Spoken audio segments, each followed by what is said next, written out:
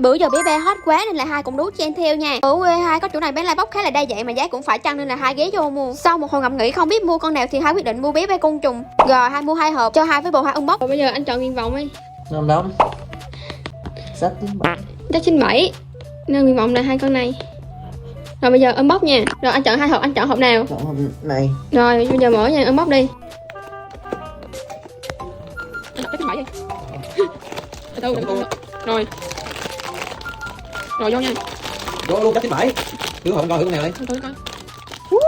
Anh phải chắc 97 rồi, đây là con ong. Hôm nay chắc 97 rồi.